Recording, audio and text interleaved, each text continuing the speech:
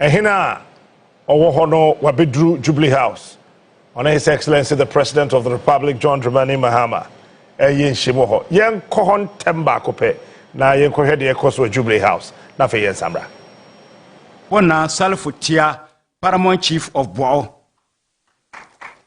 Na Bapro Lamashena, Zeblem Abdullahi, Paramount Chief of Lamashao. We have na Mahamadu Idrisu, Mahamar Idrisu, Sakabna.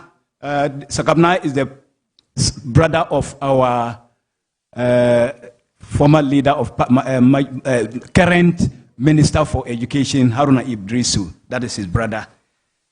And he's the chief of WOHO. Na Bapre Wencheke na Buba, Paramount Chief of Wencheke. Na Preba Nankpanzo na Tane, Chief of Nakpanzo.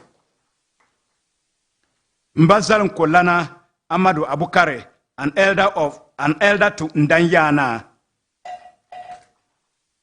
Mbagagbendana Aledu Idrisu, an elder of Ndanyana.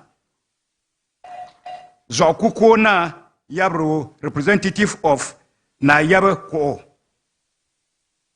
M.A. Garba, Registrar, Northern Regional House of Chiefs. Alassane Fatau, Registrar, Dagbang Traditional Council. Alhaji Mohamed Abdul Rahman, Secretary to Ndanyana.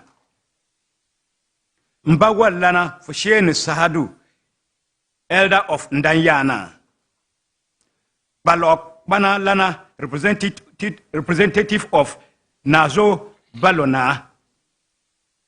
Yen Malguna Mohamed Yusuf, Chief Abdul Ratif Al Hassan, representative of Accra Dagbana. Nabakem Yo na Abukare, Paramount Chief of Savilgo. Nabakem Yo na Abukare, Abdullahi, Paramount Chief of Savilgo. Your Excellency, these are the revered chiefs who have come from the Dagbang traditional area in the northern region to pay a courtesy call. Thank you very much.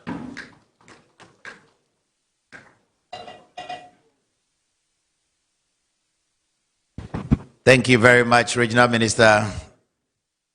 Shall we give the Regional Minister a round of applause, please?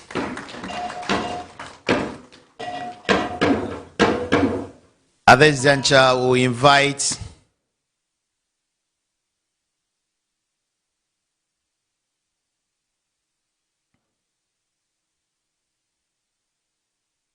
may I invite one of the chiefs of His Majesty to read his statement. I have with me here the name Dr. Jacob Mahama to read the statement of His Majesty. Shall we please welcome him?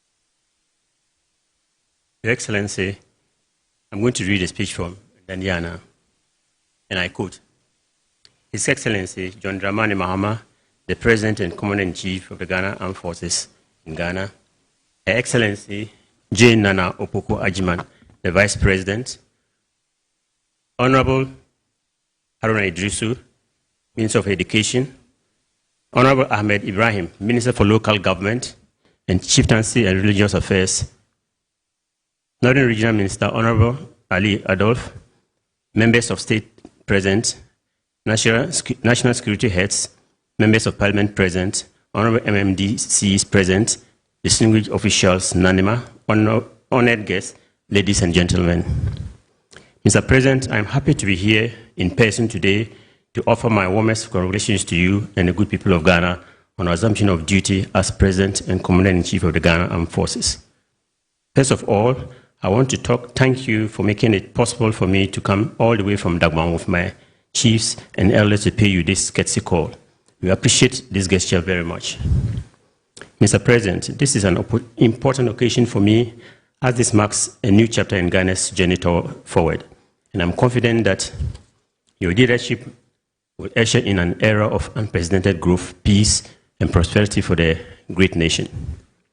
As a traditional leader, this is what we always wish for our people and communities, to live in peace with our neighbors and grow in prosperity. Your leadership has already brought a breath of fresh air to our nation and has renewed hope and optimism in the good people of Ghana. The swift action taken to revitalize our economy and improve the lives of Ghanaians are truly commendable.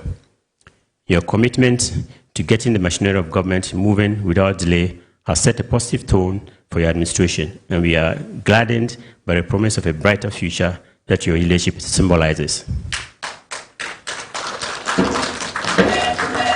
The people of Ghana have high expectations, and I'm pleased to see that your government is already working tirelessly to meet these expectations.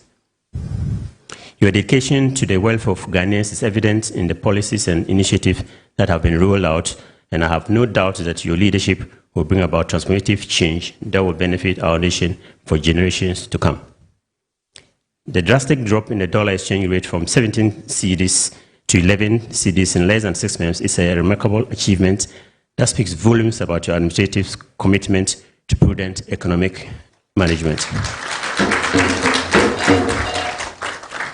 This significant reduction is not merely a numbers game. It reflects a deliberate effort to stabilize the economy, boost confidence in the cedi, and create a favorable environment for investment and growth.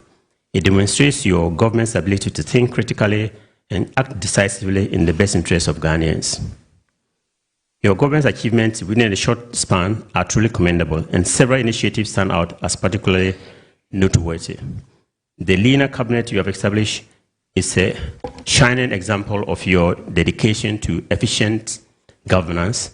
By strengthening the cabinet and reducing the number of ministers and presidential staffers, you have demonstrated a commitment to eliminating redundancy, enhancing productivity, and ensuring that resources are allocated where they are needed most. This bold move sets a positive tone for your administration and underscores your resolve to lead a government that is of the people, by the people, and for the people. The introduction of the Code of Conduct for appointees is another landmark achievement that sets a new standard for transparency and accountability in our nation's governance. By establishing clear guidelines and expectations for appointees, you have taken a crucial step towards restoring public trust and ensuring that those who serve in your government do so with integrity, professionalism, and a deep commitment to the welfare of Ghanaians. This initiative sends a powerful message about your administrative values and its determination to lead by example. Furthermore, the National Economic Dialogue and National Education Dialogue are shining examples of your commitment to inclusive decision-making. By bringing together experts, stakeholders, and citizens from diverse backgrounds, you have created a platform for constructive debate, idea sharing, and collective problem solving. These dialogues demonstrate your willingness to listen, learn, and adapt, and they have the potential to shape a long-term vision for Ghana's economic and educational development.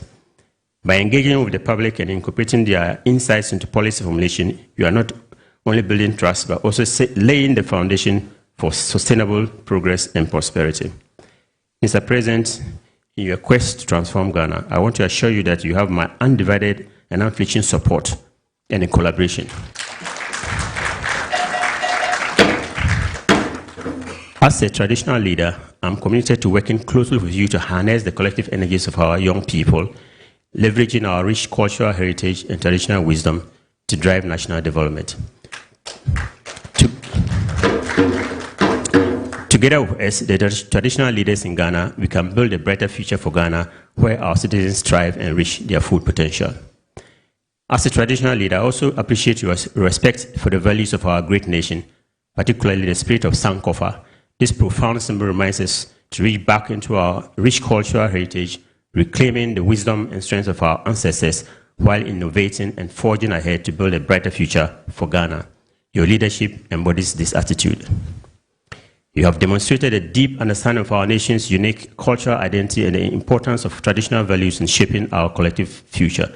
You're also innovating for progress with initiatives like the National Economic Dialogue and National Educational Dialogue, which showcase your commitment to inclusive decision-making.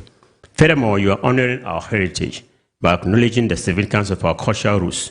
You are helping to preserve Ghana's history and traditions while propelling our nation towards a more prosperous future. These are all great signs of a true African leader. The potential for progress when we harness our resources and work together is tremendous, and I entreat you, Mr. President, to continue on this path of visionary leadership. That is prioritizing people-centered policies to ensure that the needs and welfare of Ghanaians remain at the forefront of decision-making.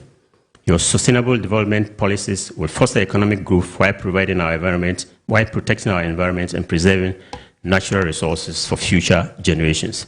Last but not the least is your inclusive governance policies, which encourages citizens' participation and transparency in governments to build trust and promote accountability. Your Excellency, I applaud you to continue on this path of visionary leadership. I thank you very much for your kind reception and wish you success, God's blessings in your leadership journey. May your administration efforts yield abundant fruit, and may Ghana's prosperity and development be the lasting legacy of your leadership. Once again, I offer you my support and collaboration to work together and to build a better future for our great nation. God bless your administration. God bless Ghana. Thank you.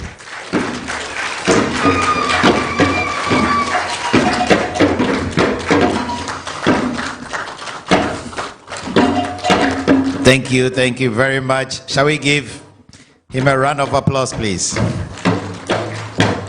Your Majesty, we are so grateful for your kind words and very thoughtful words. They are very much well noted, and I believe at the appropriate time, His Excellency would respond to it. Thank you very much. May I now, with humility, invite His Excellency, the President of the Republic of Ghana and Commander-in-Chief of the Ghana Armed Forces, President John Dramani Mahama, to deliver his address, please. Shall we welcome him?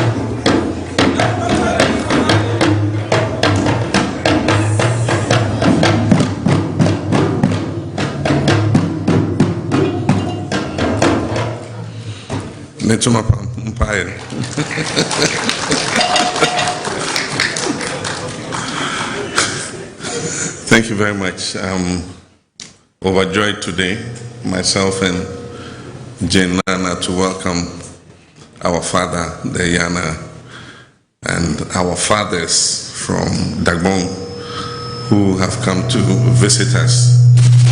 It is traditional that when your son gets elevated to a position, an office, it is good for his father to follow and see how he has settled in.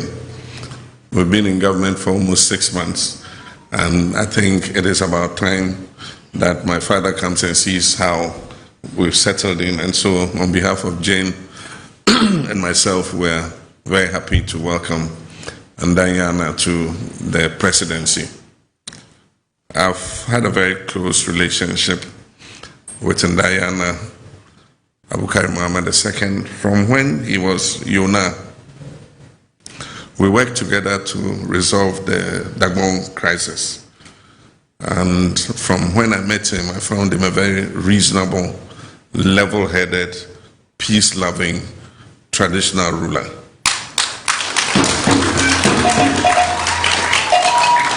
And so he played a critical role in the 2-4 committee resolution of the DWEN crisis.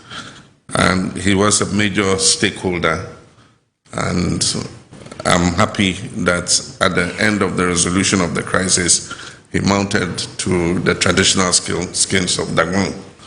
And since he mounted the skins, DWEN has been at peace. As I said, he's a peace-loving person. And now that we have peace in DWEN, it is time for us to have progress and development in DWEN. So, Your Royal Majesty, you are very warmly welcome.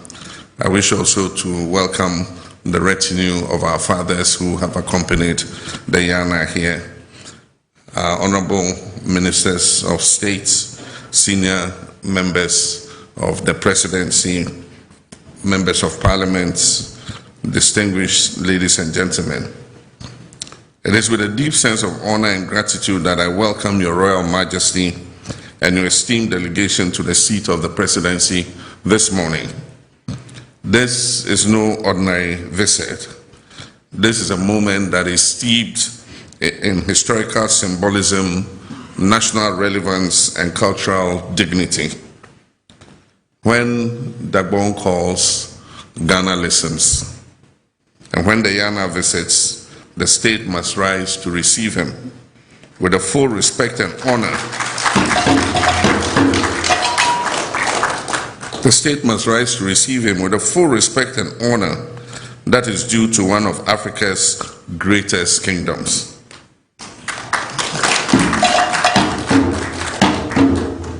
In DWEN it is said, and if I don't get this right, don't laugh.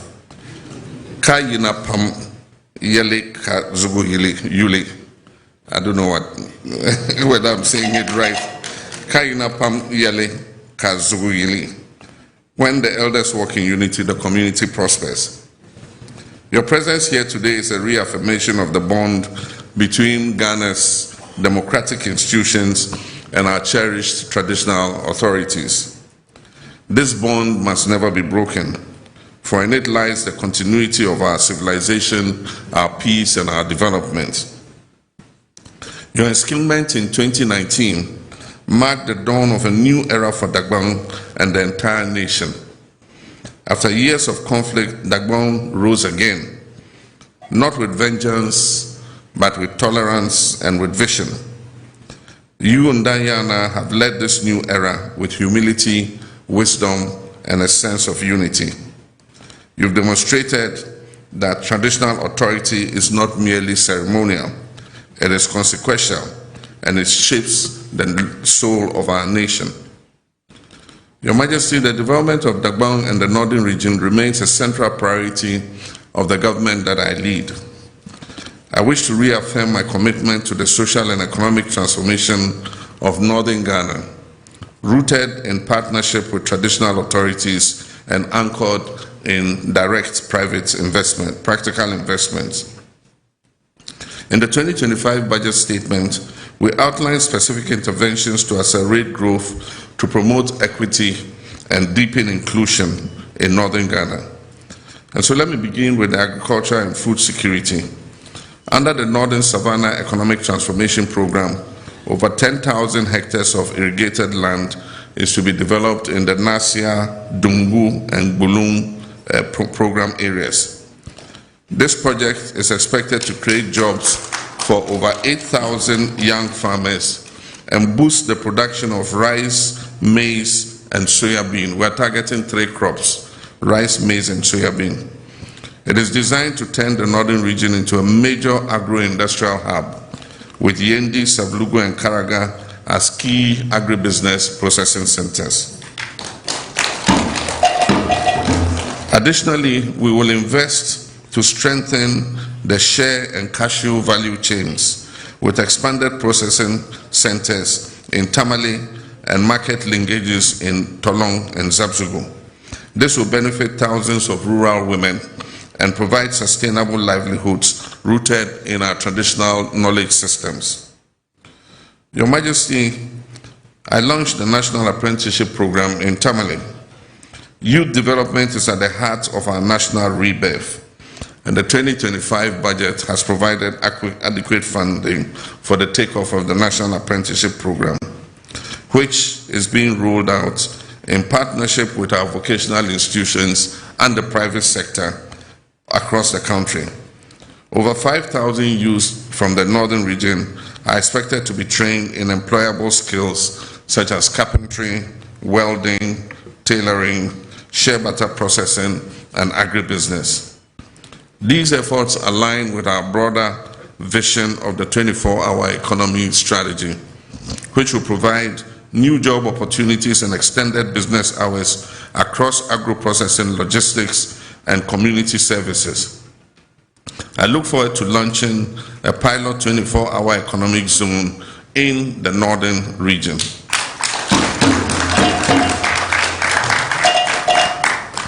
Our commitment to the health sector is equally strong.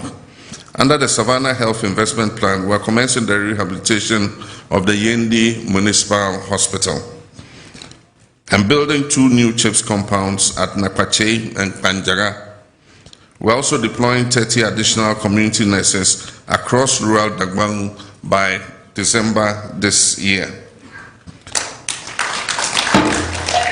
This is linked to our program policy framework called Mahama Cares, which guarantees access to basic health care for every Ghanaian, irrespective of location or income. On infrastructure, we're investing in the Northern Roads Improvement Corridor, which includes upgrading the Tamale-Yendi-Tatale corridor, feeder roads connecting Sang, Gushego, Saboba, and Bumbuna will also be improved to enhance mobility for farmers and traders. We also, under the Big Push, are going to complete the remaining segments of the Eastern Corridor Road project. 3 areas will receive particular attention, from Otidamanko to Nkwanta, and from Nkwanta to Dodipepesu, and also from Nakpanduri to Kulungungu. The people of Dagbang have waited long for peace, and so now they deserve progress and development. The time for promises has passed. What we must now deliver is results. Our people deserve water, roads, schools, clinics, and jobs. The northern region cannot remain a symbol of poverty while being a source of national pride. To this end, the Community Infrastructure Development Fund, launched in 2025, will finance water and sanitation projects in 50 underserved communities in Dagbang. These include Patinga, Lungni, Nakpanduri, while small town water systems are planned for Willensi and Bimbilan. The Yendi water supply system will also be executed. We have been offered funds by the European Union to execute the Yendi water supply system, and also the Tamale water expansion project. And then also under that project, it also includes Damango. The Savannah region is going to benefit from increased water supply, so that the Gunjas will stop saying Chumunta. Your Majesty, Chumunta means there's no water. Damango is water starved, so once we get them water, they'll stop saying Chumunta to people who come to beg for water. Beyond infrastructure, we're also restoring the dignity and capacity of the traditional chieftaincy institution. The Traditional Leadership Support Fund, created under the 2025 budget, will finance the preservation of royal archives, rehabilitation of palaces, and logistical support for traditional areas, including the Dagbang Traditional Council. We recognize that tradition is complementary to development. Tradition is foundational. This government will not sideline traditional rulers. We'll partner with you will listen to your wise counsel, will honor your place in the national architecture of governance. Your Majesty, let me also acknowledge your wise leadership in promoting peace beyond the boundaries of Dagbon. Your quiet interventions in disputes across Mamprusi, Gonja, and the Eastern Corridor have helped reduce tensions and avoid escalation. And Ghana is grateful to you. I remember your visit to your brother, the Yegbonra. It was a fraternal visit. I believe it drew our two people, the Gonjas and the Dagombas, together. As we look ahead, I'm confident that your legacy will stand tall, not only as the king who healed Dagbon, but also as a statesman who helped shape a more united Ghana. In the coming months, we'll work together on commemorating the 5th anniversary of your enskinment, an occasion of national importance, and I pledge the full support of my office to ensure that this celebration reflects the glory and resilience of your reign. Let us remain united, advance with courage, and uphold the timeless principles that when tradition and modernity coexist, the nation thrives. As we say in Dagbon, another quotation, na yorimi ka yerika bohigo. Do you understand it?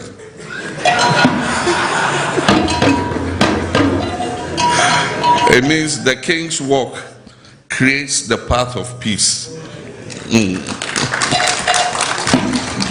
May the Almighty God guide your steps, Your Majesty.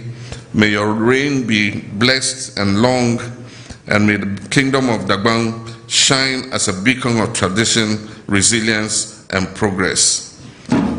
Empire Pam. May God bless Dagbon.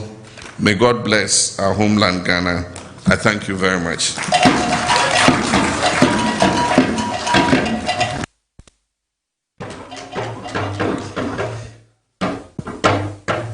Please be seated.